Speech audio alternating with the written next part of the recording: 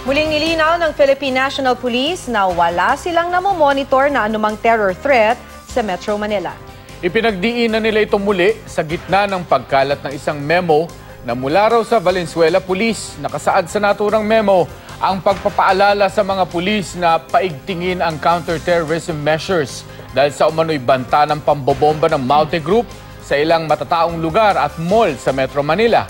Ayon sa PNP, inaalam na nila kung lehitimo ba ang nasabing memo.